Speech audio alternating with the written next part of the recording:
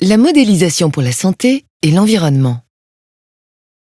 Au restaurant, vous venez de déguster un gâteau au chocolat comme vous n'en aviez jamais mangé. Vous décidez de le refaire. Vous connaissez les ingrédients, des œufs, du sucre, du chocolat et du beurre, mais pas la recette. Il va falloir trouver les variables de grammage parfaites. Pour cela, vous établissez une hypothèse, appelée modèle. Le gâteau parfait égale XE plus Y grammes de sucre plus Z grammes de chocolat et T grammes de beurre. Pour valider ce modèle, vous réalisez des tests en modifiant la valeur de chaque variable. Quand il est trop sec, vous augmentez la valeur T, et quand il est trop sucré, vous diminuez la valeur de Y. Et voilà, votre gâteau est parfait. Vous avez donc validé votre modèle.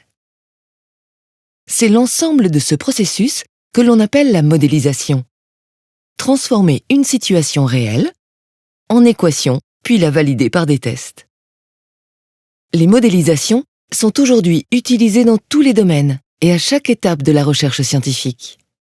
En médecine, par exemple, des modèles sont développés par les chercheurs INRIA pour étudier la maladie d'Alzheimer. Ils scannent les cerveaux de sujets atteints et ceux de sujets sains.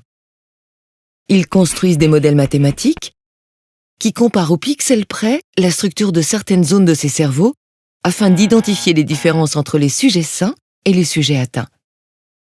À partir de ces modèles, ils essayent de déterminer si l'image du cerveau d'un nouveau patient montre des caractéristiques semblables au cerveau atteint par la maladie d'Alzheimer. À terme, les médecins pourront peut-être utiliser ces modèles pour dépister la maladie d'Alzheimer avant l'apparition des premiers symptômes.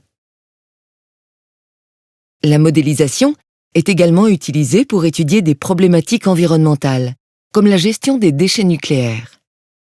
Des modèles sont utilisés pour prévoir le comportement des déchets enfouis dans le sol en cas de séisme ou de dégradation de leur conteneur. Les résultats de ces modélisations permettent de développer des solutions qui évitent au maximum les risques de pollution des sols. Mais attention, une modélisation n'est qu'une description simplifiée d'un phénomène réel. Certaines variables non identifiées peuvent conduire à des écarts avec la réalité. Aviez-vous pensé à intégrer la variable cuisson à votre modèle de gâteau parfait? Les chercheurs INRIA travaillent donc à l'amélioration et à la construction de modèles nous permettant de mieux comprendre, par le biais de la simulation numérique, le monde qui nous entoure.